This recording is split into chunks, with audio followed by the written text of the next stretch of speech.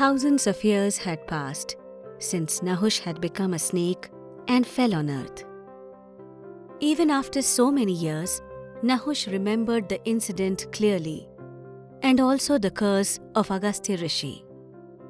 He was aware that he is the sixth generation of the Chandravanshi, the son of Emperor Ayu, and a victim of his own ego.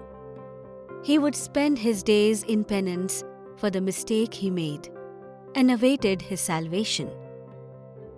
On the banks of the Saraswati River, at the foothills of the Himalayas, Nahush lived in the form of a huge snake in the forest and ate the animals and humans that came near him.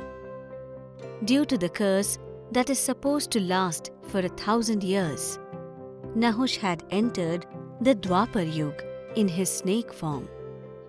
The Pandavas, who were in exile, came to the forest where Nahush used to dwell. In search of food, once Bhim accidentally reached Nahush, who too was hungry. On spotting Bhim, he decided to make him his meal. On the other hand, Bhim was surprised by the huge snake and stood there in amusement for a moment. Nahush flicked his tongue and moved towards Bhim, who was confident about his force and proud of his strength. But Bhim was taken by surprise when the huge snake squeezed him and he could not even move. Despite all the efforts, Mahabali Bhim was helpless as all his strength had no impact on Nahush.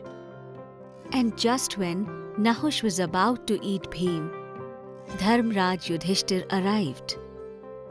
Everyone knew Bhim's strength. So, on watching his powerful brother being trapped by a snake in such a way, Yudhishthir understood that it was not an ordinary snake. "O Sarp, I am Agraj Pandav, Yudhishthir. The one you have decided to eat is my brother. Please let him go. I promise to give you other excellent food instead." Yudhishthir prayed to the snake to save Bhim. "O Kunti Putra, I know you very well, and I am also aware of your brother. But I am hungry, and by eating such a healthy person as Bhim, I can survive for several days without being tormented by hunger.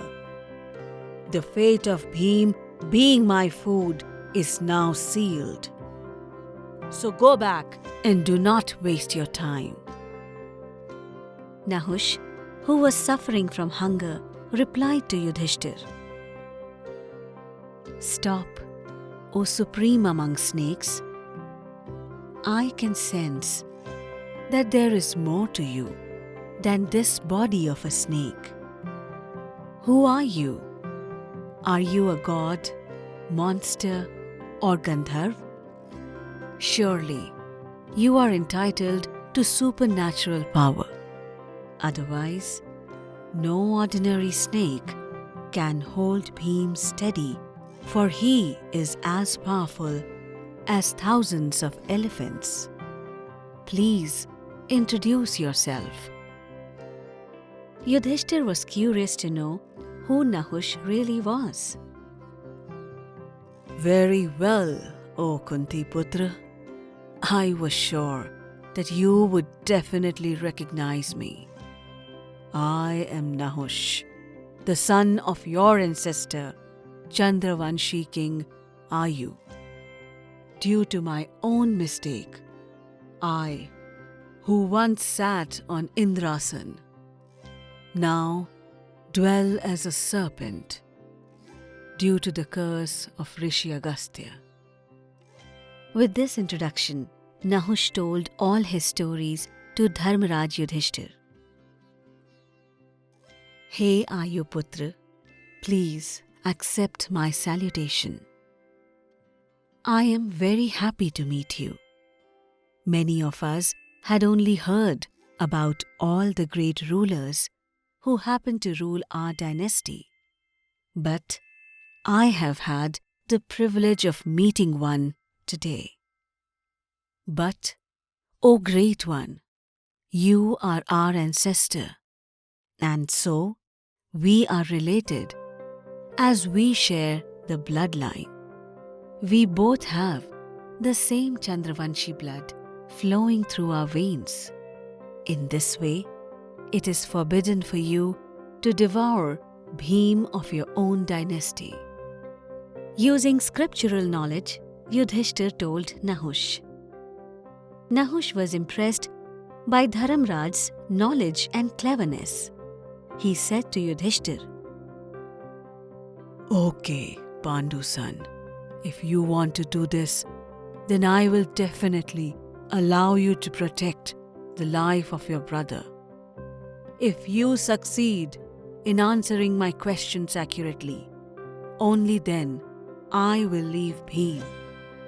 Otherwise, you will not come in between me and my food. While narrating his condition to Yudhishthir, the snake form of Nahush said, I accept, O Ayuputra. Ask what you want to. I am here to answer all your questions. Yudhishthir said, King Yudhishthir, tell us who the Brahmins are and what is the element worth knowing about them. Nahush questioned, Hey Sarpraj, in which truth, charity, forgiveness, gentleness, lack of cruelty, penance and mercy, these virtues can be seen, the same is said to be Brahmin. Sarpraj, the only element to know is the Param Brahma, which is beyond sorrow and happiness. And when a person reaches that point or comes to know about it, a person reaches beyond mourning. Yudhishthir replied, explaining the Brahmin. But all these qualities can also be found in a Shudra. Again, Nahush questioned. Of course, if the Shudra has appropriate traits like truth and piety, then he is not a Shudra. He is considered a Brahmin, and one who lacks these traits should be called a Shudra. Yudhishthir replied, Hey Dharamraj, if a person's caste is only determined by the karma of a person, then how useful is the caste determined by the birth? Nahush asked, as he was not satisfied with Yudhishthir's answer. O Sarparaj, Swambhu Manu has described in detail that after the birth of a child, if he is not given the knowledge of the Vedas, he will remain a Shudra, no matter which caste he was born in. That is why it is very important for the father and mother to give the knowledge of Vedas. Apart from this, Manu has further said that the representation of the real caste of the children born from the marriage between different castes is not possible unless they exhibit the qualities as per a caste. O Nahush, practicing the religion correctly and following the true path, a Shudra can become a Brahmin. And by not following it, any person born as a Brahmin can become a Shudra. Yudhishthir explained what caste is to Nahush. Yudhishthir also asked him many questions related to religion, as he got the opportunity to discuss about Vedic knowledge with the scholar himself. The first question asked was, "How can a man attain salvation?"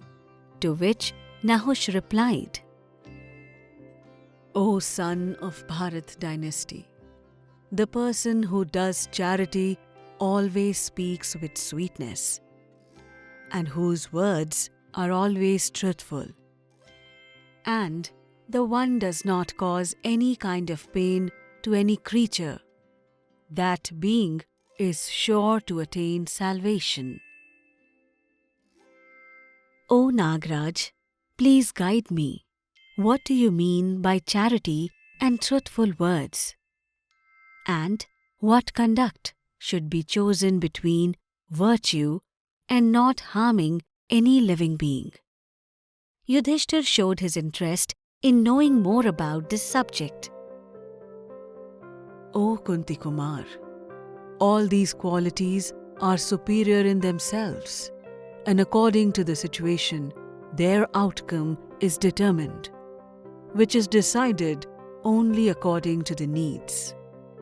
Apart from this, it is important that where one has to speak sweet but false, one should renounce the virtue of sweet words and tell the truth.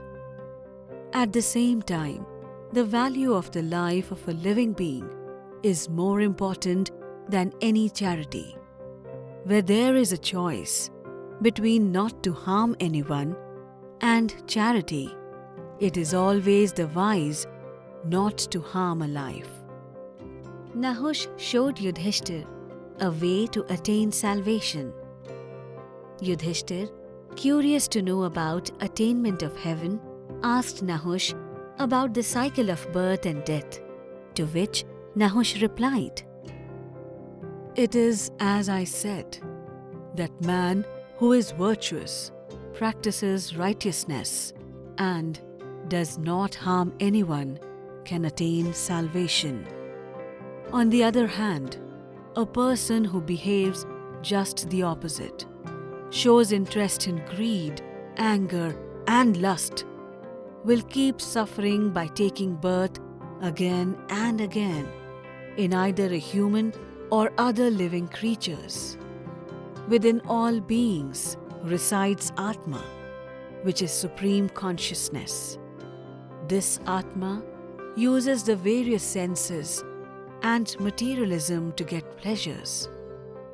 O Kunti Kumar, therefore, controlling the senses is the only way to the liberation of the Atma.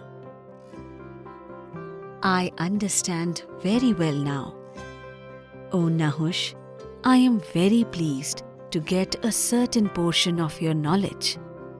Please be kind and tell me now how a virtuous, righteous king like you, holding such great knowledge of all these things, lost control over the senses and thus became cursed."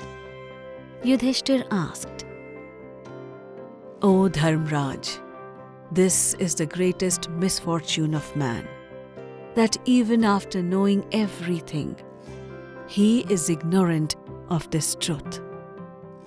The pseudo sense of prosperity and fame makes even the greatest scholar blind. The ego of Indra's position had made me foolish, and thanks to you, as you discussed this knowledge with me, I realized my mistake. According to the sage Agastya, I could return to heaven again only after discussing dharma with you. Now you have opened the door of my salvation, Yudhishthir. Nahush said. Saying this, Nahush, a snake-like creature, released Bhim, and along with that, the curse given by sage Agastya on Nahush had also come to an end. After returning to his original form, Nahush blessed Yudhishthir and Bhim, and leaving his mortal body, left for the heavenly world.